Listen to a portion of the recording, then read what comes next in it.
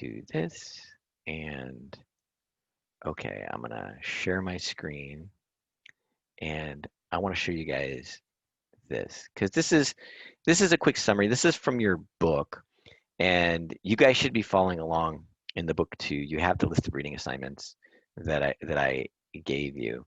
And so we did the demand and the supply stuff and we've kind of talked about market equilibrium.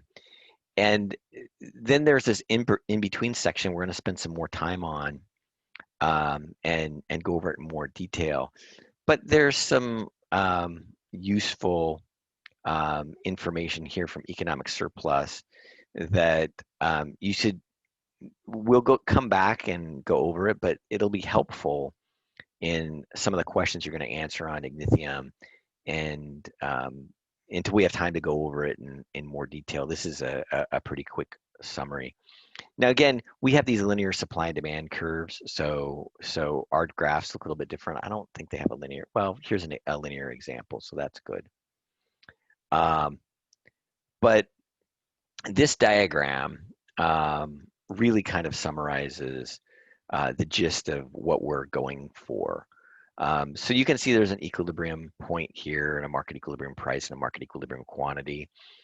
And then you have this area that's below the demand curve and above the price that the consumer's paying.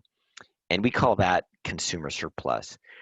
We'll spend more time talking about it in detail, but for your purposes right now, it's really helpful to just be able to identify um, that. Mhm. And there's you guys have a little message from the SI. So, um, and then you also have this area here, which is producer surplus, and it's the area above the supply curve and below the price the consumers pay for the good or the producer receives for the good. Um, and again, we have more to say about it, but you know, consumer surplus generally is the benefit of the transaction that goes to the consumer. And, we're measuring things in price here, so it's always going to be in dollar terms. And I can tell you something really quickly that will kind of help cement this. But, again, we've got more to say about it, so this will just be a quick summary. But if we look at the height of the demand curve at any place on it, we can look at the consumer that purchases a particular unit of the good. You always want to make sure when you look at these graphs, you realize that each point corresponds to a quantity and a dollar amount. Prices are measured in dollars, right? So here, what it's saying is that this particular quantity is purchased by some consumer who's willing to pay whatever is that dollar amount associated with that point on the demand curve. And that's their maximum willingness to pay. That's really, some people call it a choke price. It's the most that they'd be willing to pay for the good before they say, nope, I don't want it anymore. And then there's this market price, which is less than their willingness to pay for the good. So it's kind of like the consumer getting a good deal. And so if somebody's willing to pay $100 and they only have to pay 50, then they get a $50 benefit from the transaction because it's, basically they're like, gosh, I would willing to pay a lot for this thing, but I only had to pay a little. So it's like somebody gave them a check, a little credit in their bank account for the difference. And a lot of people call that in economics call it psychic income because we don't actually see the flow of dollars. But hopefully you guys understand that when you get a good deal in a transaction, that's a benefit to you. And that's what consumer surplus represents. Um, and if you add up all of the surpluses for all of the units, then it ends up being this whole area all going to consumers. Likewise, for producers, if I look at any quantity and I look at the supply curve, I can see, again, a dollar amount. that represents the seller's cost of production. And then I can see the market price, which they're trading at, and that's the amount they're receiving. So I can calculate producer surplus, which is really contributions to the profit of the business, right? If you sell something for more than it costs you to produce it, then you're making a contribution to what we call profit. Now, we haven't precisely defined profit, and we'll do that a little bit later in the course, but hopefully you guys understand that when businesses make money in excess of their costs, that's what we call profit. And it's the reason why people go into business. So, or why businesses, exist, is to generate profits for the owners of the company. So if we add up all the profits made on all the units that are sold in the market, then that ends up being this whole blue area, which is producer surplus. And that's really all I have to say about it for now. Does anybody have any quick questions for me about that? If you do, you can say I have a question in the chat. Just type like this, and I'll call on you. Okay. Seeing no questions, I'll move on from this topic. And let's see. Here's Ignithium. Okay. And let me, okay, arrange my screen a little bit. So this is the, I think I just did the practice. Let me make sure. And again, the practice is the same as the homework. So this is where we begin talking about excess supply and demand, and one of the first questions deals with this issue of consumer surplus. And so hopefully you guys can see, right, we have a particular price that we're pointing out. It's not the equilibrium price. It's this, what we're calling a price floor price, and it's greater than the equilibrium price. And here they're saying, well, how much consumer surplus exists at this particular price?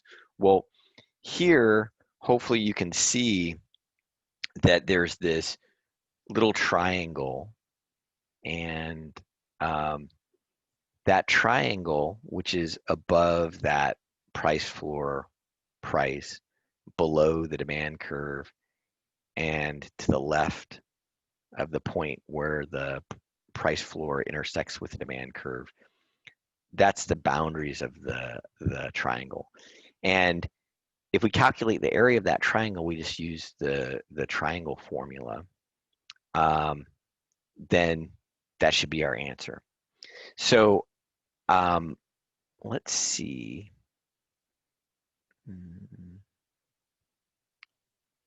Okay. Ezekiel, you here? Well, you should be here. Yeah, I'm here. Okay. So you wanna try and work through this one with me? This Sure. question number one. Okay. So we already, you see the area that I've identified, right? Mm. And the point up here, which is where the demand curve intersects with the vertical axis, it has a value of 88, right? And the P high is at 62.64, right? So we can measure the height of the triangle here. It's 88 minus 62.64. So you want to put that in your calculator and tell us Yeah. what it is? You can write the height of the triangle in chat. So it's 88 minus 62.64. 25.36. Okay, that looks good to me. Do you want to put it in the chat just so everybody has it? So just you can just put h equals, because it's the height of the triangle, 88 minus 62.64. And we still don't know the base, right? But over here, if we look at where this price floor price intersects with the demand curve, we can see that the number of units is 5.07. You see, that's the base measured in quantity units. Do you see what I mean? Mhm. Right? Does that make sense? Or are you confused? Well, what exactly is the line again? Well, it's so you see this dashed like orange line. Yeah. That's the base of the triangle, Hmm. right? But we Yeah. don't know its length until we hit that point on the demand curve, and then you can measure the distance there. And so it's XY coordinates, right? The first number is the X value, and it's 5.07. Do you see what I mean? Yeah. I do. So that the distance between the vertical axis and this point is 5.07. That's the length of the base of the Mhm. triangle. That makes sense? Yeah. Okay. So um, you want to go ahead and then put the bases, or B is equal to 5.07. And then you can calculate the area of the triangle for us.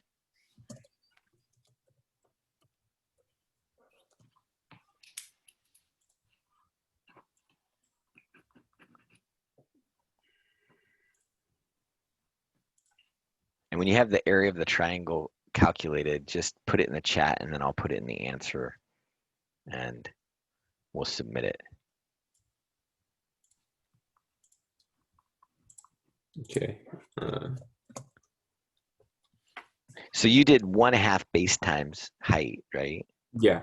So base times height is like 5 times 25. I'm approximating. You got to be more precise because you have the calculator. So that's 125 about divided in half. So it's going to be something around 63, 64, right? Yeah. So you have 64 point 28. That's good enough. And I'll hit submit. And then I get this, right? Mhm. Now, um, I'll show you a little trick, and let me do this. I'll do econ one, and go to home. I'm already logged in. I'm gonna go to the homework, and then I'll just go to, it doesn't matter what assignment. I'll just go to the math assignment, okay? And the reason why I like to do this is because if I submit an answer here, I'm just gonna do a dummy answer, then I get the calculator, right? You see the Mhm. calculator? So I'll go back to this um, answer here. I'm going to highlight it, and I'm going to hit copy. Okay. And then I'll go back here, and in the calculator window, I'll paste the formula. Oh, I think I missed part of it. Hold on a minute.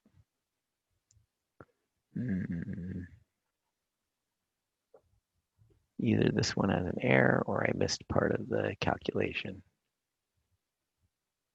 I thought I highlighted the whole thing. Hmm.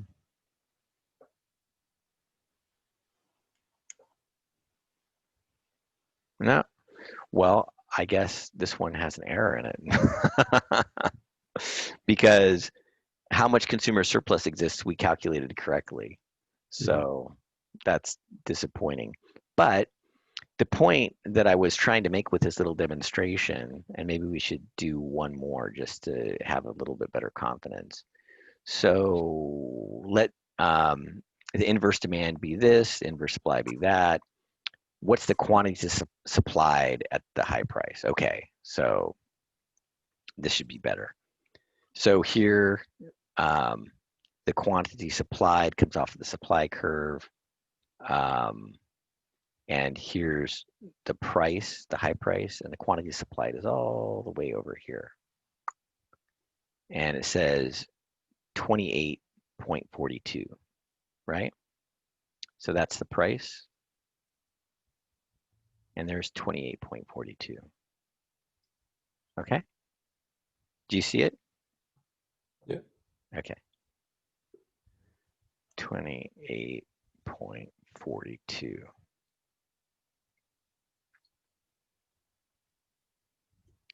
Okay.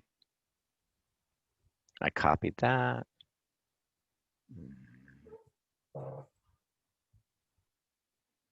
Okay, there we go. So if I want to check my work and I get these feedback equations, it's the answer I put in here should match what the formula pasted into the calculator has, because that's what is being calculated to get the answer. Like I said, these formulas are just to show you guys where the answer is coming from. But if you want to know, oh, on the practice, how am I doing? Am I getting this right? What you can do is you can go into one of the practice assignments, open up one of your old homework assignments. You can access the calculator from the homework assignment. And then when you see the formula, you can figure out if your answer matches the answer here. And yeah, I think this first one, for whatever reason, it's just an error. But they should match. So that's a good way of checking your work. Do you have any questions about that, Ezekiel, or no? Are you good? Oh, I can't hear you because you have your mic off. Oh, it seems pretty straightforward. Okay, okay. So that's the way you guys can take your work.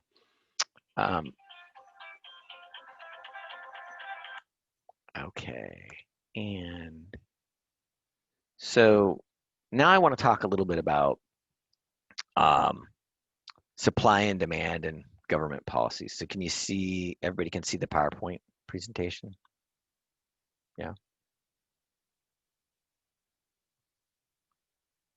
Okay. Yes, we can. Okay. So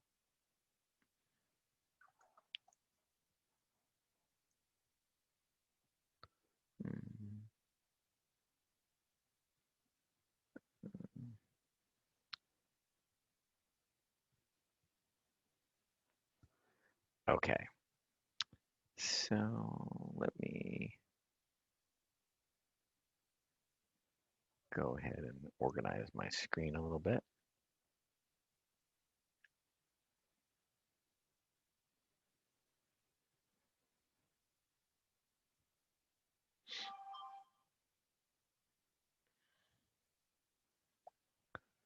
Okay.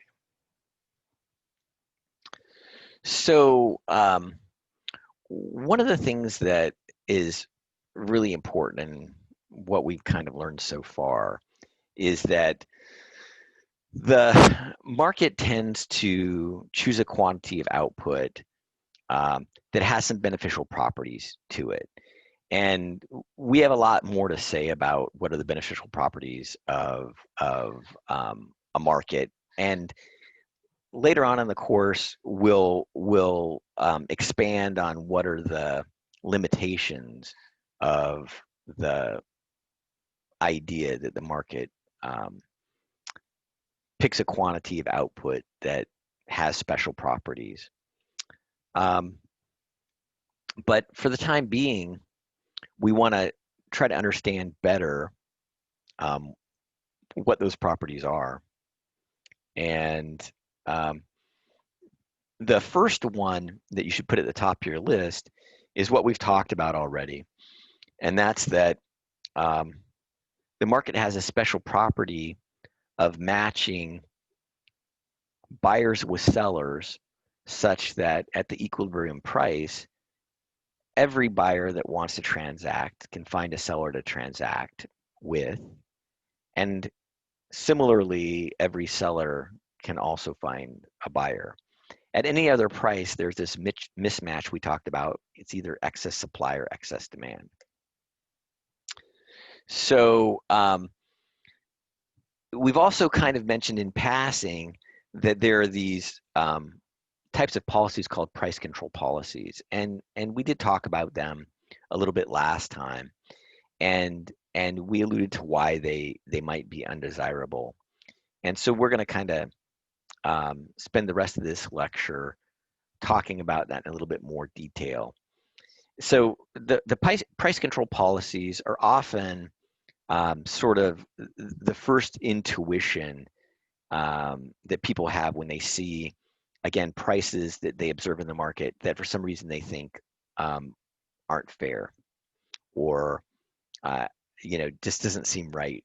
And normally, again, it's either that the prices seems too high, as might be the case with real estate or gasoline prices, or um, other things that people feel like they're paying too much for.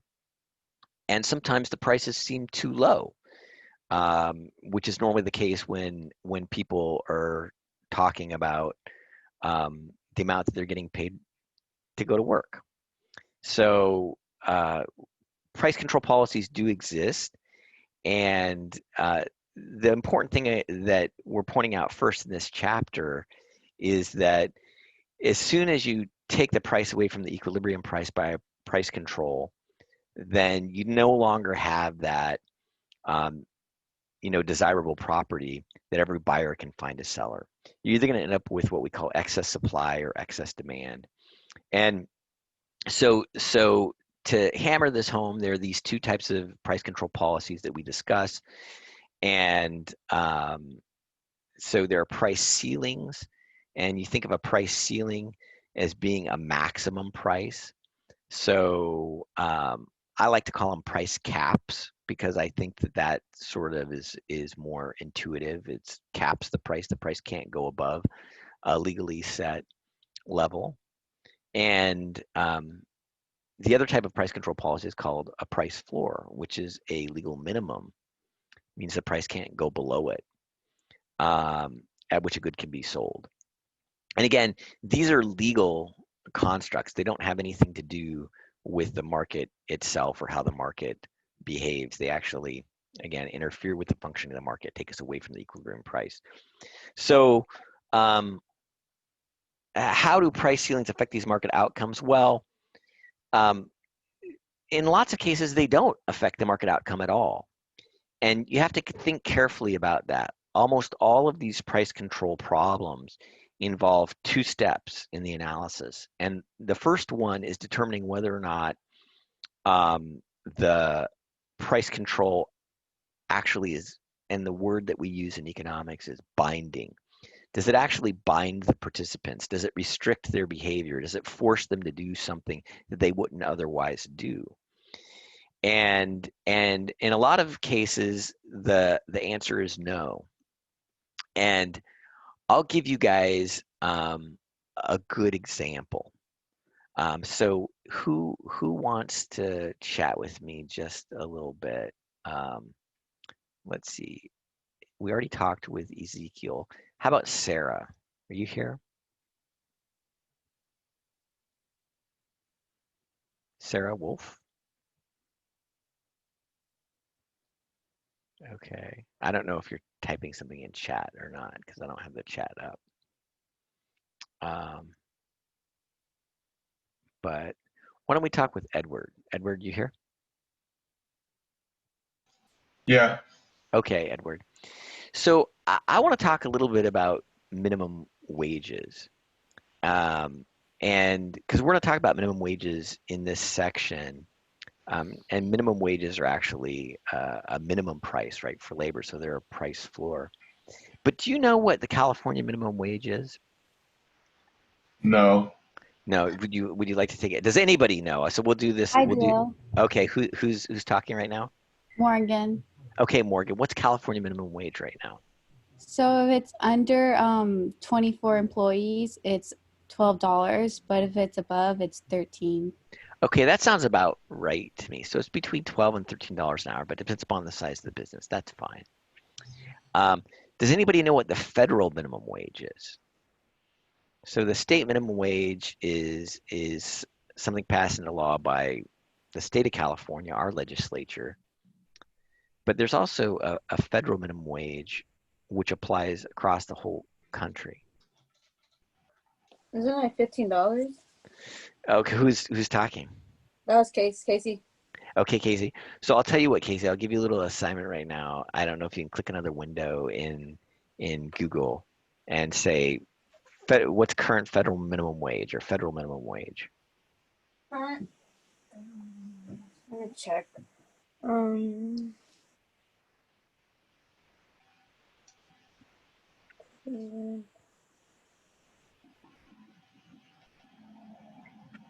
Oh wow.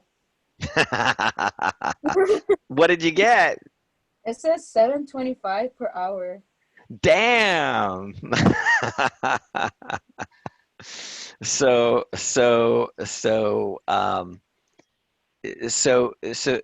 tell me, um, and who looked it up for me? It was Casey again, or Yeah. yeah, okay. So Edward, I hope you don't mind her jumping in, but Fine. yeah. So Casey, do you work or Yes. okay? And do you make minimum wage or you make a little bit more? Well, from the federal minimum, I make more than that. I make like 12.75. Yeah, so you make the state minimum or a little bit Mm-hmm. more than the state minimum. Somewhere you said between 12 and or we had another person, I forget who it was, said it was between 12 and 13 Mm-hmm. for the state. So you make right around the state minimum wage, which is higher than the federal, right? Yeah.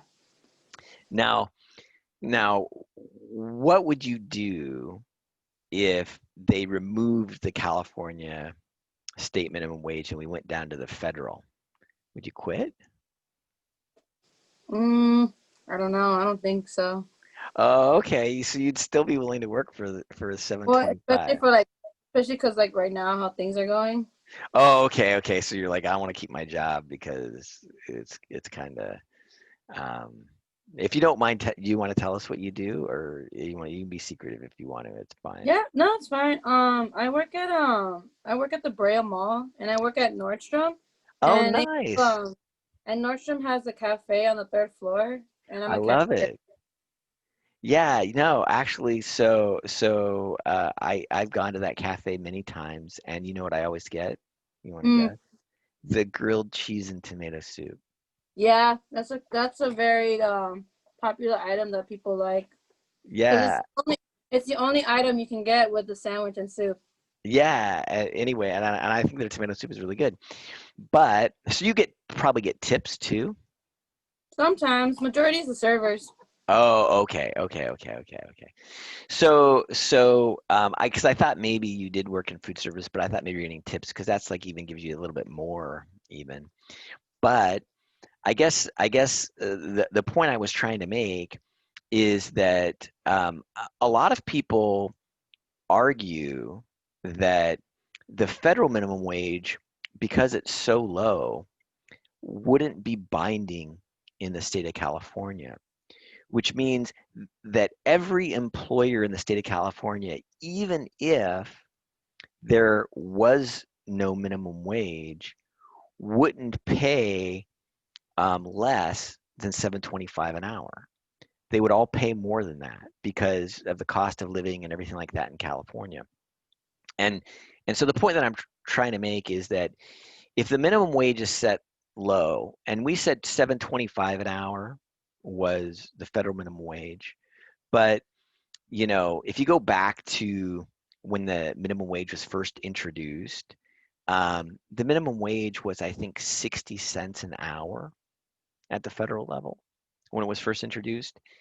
And so the point is, if they never raised the federal minimum wage and they kept the minimum wage at 60 cents an hour, then it wouldn't affect anything in the market because the market wage is already above it. Now, I'll contrast that with another situation. So, Casey, you still with me? Yeah. Okay. So, how would you feel if the state of California raised the minimum wage to $40 an hour? I mean, I feel great. What's that? I think I feel great. $40 an hour. Yeah, but the thing is, so do you think that Nordstrom could keep their cafe running if they had to pay their employees $40 an hour? Because that one of the things I like about the grilled cheese and tomato soup is it's a good deal. Yeah. I don't know if it's like $7 or something like that, but you get a grilled cheese and tomato soup and a drink. And I bet if they were paying everybody, almost 4 times what they're paying right now, that they would Hmm. have to raise the price of all the things that you guys make and serve. That's true. So I don't, for me as a customer, I don't know that I would go into to Nordstrom's and still, if instead of being $7, if the grilled cheese and tomato soup was $28, I don't, Oh. I don't know. I don't know if I would be willing to do that. Makes it worse with the actual entrees and Oh salad. yeah, right. Because that's the cheap thing is the grilled cheese and tomato soup too. I mean, I It's like it, but it's also inexpensive. Yeah, it's because like it's on the kids items, so the kids items are like $7 or $8, Yeah, while like the rest of the food costs like 15, 16 above. right, right. So I guess hopefully, connecting this up with the lesson today is that if the government sets a minimum wage that's much higher than what the market is currently um, paying workers, then it causes all of these effects in the market, and so that's what a binding um, price control does. Is it makes firms change their behavior. It binds them. They were previously paying you 12.75 an hour. Now they've got to pay you 40. So it forces them to make a change. But if it's non-binding, if it's something like 60 cents an hour is the wage, they're already paying you above that just naturally based on the market, and they don't have to do anything. They can keep paying you and you can keep working, and it doesn't have any effect on the market. So if the price ceiling is not binding, um, it's in the case of a price ceiling, remember that's a price cap, not a price floor. It's set already um, above the current equilibrium price. And so to kind of give you guys, and I can just give you a hypothetical example. I can't think of a real world example in the case of price ceilings. But if, for example, think of something that you buy that's inexpensive, maybe a bottle of water. And if there's a bottle of water law that says there's a price cap or a price ceiling on bottles of water, that they can't be sold for any more than $1 million for a bottle of water. Well, right, you already pay like $1 for a bottle of water. So it's under that cap. It's not going to do anything to the market at all. But if the government was to make a binding price ceiling in the case of bottled water, and they said that you can't charge more than 10 cents a bottle for bottled water, then suddenly, the Avion and the Perrier and probably all the other bottled water would either have to change their price or go out of business, right? Because they're already charging more than that price cap. So if a price ceiling is not binding, um, it doesn't have any effect on the market. But if it is binding, then it leads to a shortage. So I'll show you here. Here's our first diagram, and this is our diagram where the price ceiling is not binding. The equilibrium price is 3. The price cap for ice cream cones is set at 4. So the equilibrium is unaffected. Okay. And here's our diagram in the case that we have a binding price ceiling. And in the case of a binding price ceiling, if the equilibrium price is currently $3 for an ice cream cone and we set it at $2 by law, then sure, the suppliers have to lower their price, but that's going to generate a shortage at a price beneath the equilibrium price, like we learned before with excess demand. You've got a quantity demanded that's greater than the quantity supplied, which means sellers at $2 only want to sell 75 ice cream cones, but buyers want to buy 125. So there are going to be 50 consumers out there that want to buy an ice cream cone at the posted price of $2, but they're not going to be able to find any ice cream to buy. So those types of shortages actually do happen, and there's a real world example here. So we'll do the summary by thinking about this example. You guys wouldn't know this because actually I was a young child when this happened. So back in the 1970s, the state of California decided the gas prices were getting too high, and actually the reason they decided that had a lot to do with what you guys might have heard of. It's called OPEC. It's the Organization of Petroleum Exporting Countries. And back in the 1970s and 1960s, OPEC had a lot of political power globally because they produced most of the world's oil. That's not as true today because the United States and lots of other countries have increased their oil production capacity. But back then, if you wanted to get oil to produce into gasoline, you had to pay the price that OPEC was asking. And OPEC raised their prices, and the United States government just refused to allow gasoline prices to go up to pay for the increased costs of oil from OPEC. And so they capped the price of gasoline. But obviously, what that meant was that they weren't importing the oil and they weren't producing the gasoline. So they had these low gasoline prices, but there was hardly any gasoline. So California and other states came up with these rationing systems.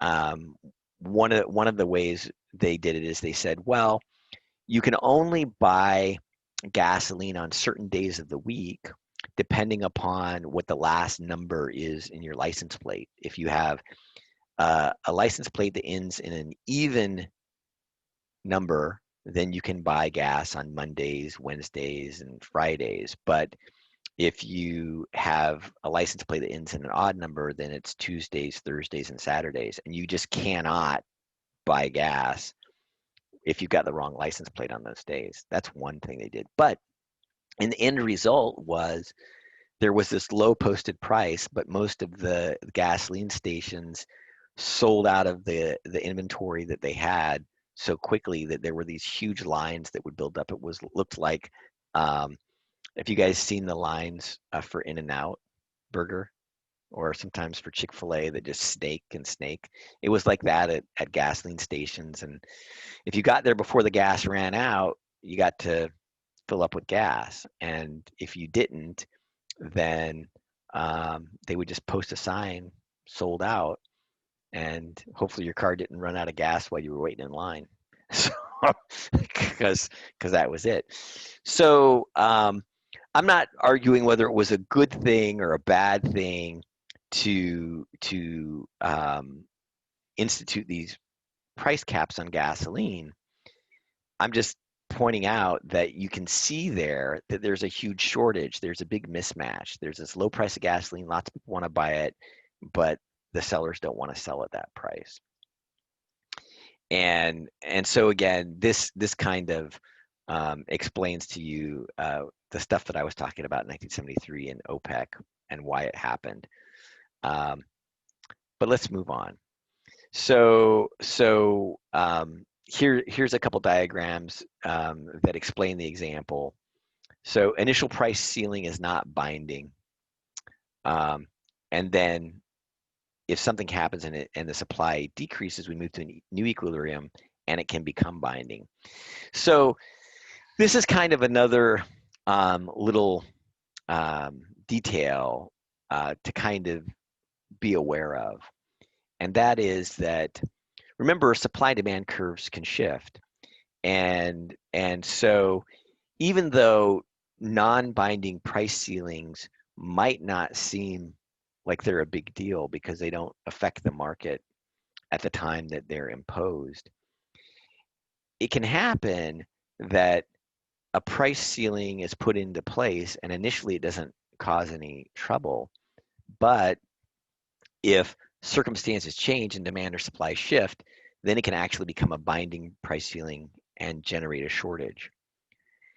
I'll give you guys an example. And again, this is just purely hypothetical, but it is based on something that happened about a decade ago. So because of all the long lines and problems associated with the price cap on gasoline back in the 1970s, most economists and most policymakers had completely abandoned the idea of price ceilings as a policy. It just causes too much trouble. The shortages are unmanageable in lots of cases. But about 10 years ago, in California, gas prices were getting close to $5 a gallon. And once they get close to $5 a gallon, then people really start to pay attention.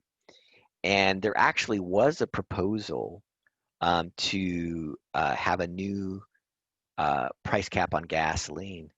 But this is the way it would have worked. I mean, say the price of gasoline is currently $4.50, and the government comes in and they say, listen, gas prices are getting high, 450 is high, but we don't ever want to pay over $5 a gallon for gasoline. So they put the price cap in just above what the current price is. It's currently 450 and they cap it at 5, right?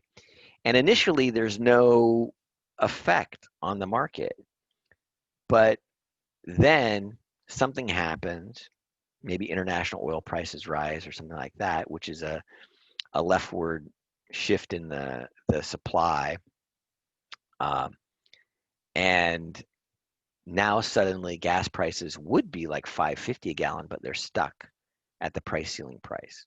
So the takeaway from this is, do your analysis in two parts. One, figure out if the price ceiling is binding or not binding. If it's not binding, it doesn't do anything, at least immediately. And then if it is binding, it's going to generate a shortage. And usually you'll be asked to identify how big the shortage is, right? So the difference between the quantity demanded and the quantity supplied at the binding price ceiling. Now, that's how almost all questions work when we're reviewing this material. Sometimes you'll have a question that says, oh, well, initially it wasn't binding and then it became binding, but there's no shortage to calculate or impact on the market until it's actually binding. Okay. So I'll give you guys another example, and this is a common price ceiling example, and it's rent control. So probably most of us have heard in Southern California about the issue of affordable housing. And I won't get into any debate about, housing prices are too high or they're too low. I mean, heck, I wish they were lower because I'd like to buy a new home. But,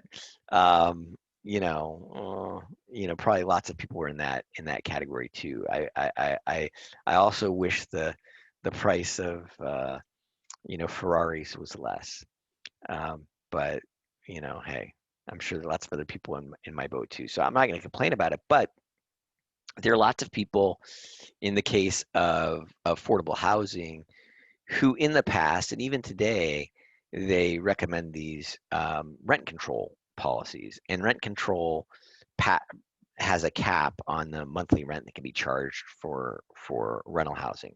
So for example, it might be like, well, you can't charge over $800 a month for an apartment or something like that.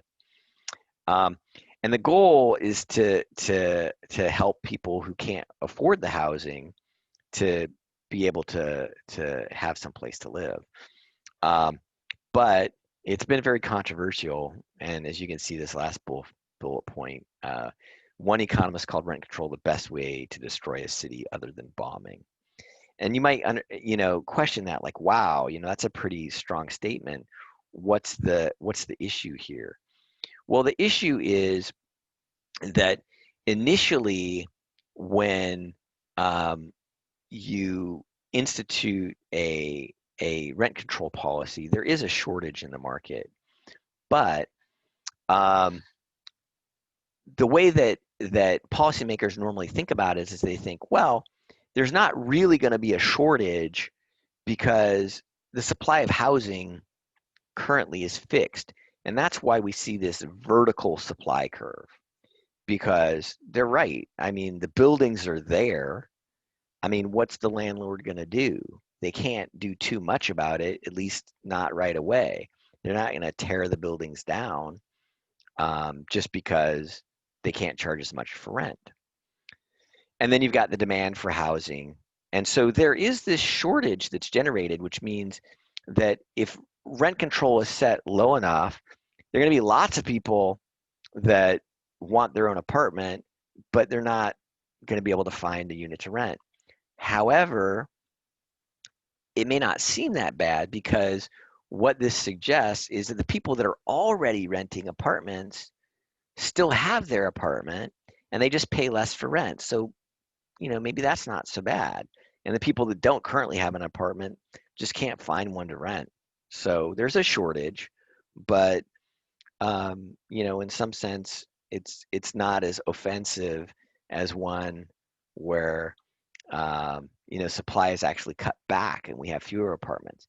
But notice that this is the example of a short run supply curve. In the long run, and this is what typically happens, and I think we've talked about this a little bit, or I recently talked about it to another class, is that when apartment owners can't charge what they think is the market rent for their apartment, then a lot of times they will stop renting and they'll sell off the individual apartments as condo units. So they can get the market price in the real estate market for selling them off as condos. And there are lots of other things that they can do in the long run.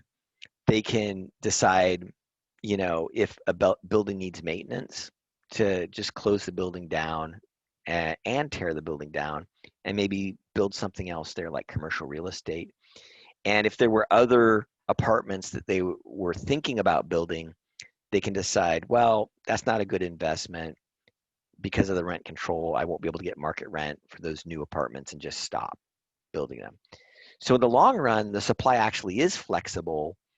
And then you can see more clearly that the shortage is more dramatic, that the actual supply of apartments going forward is smaller.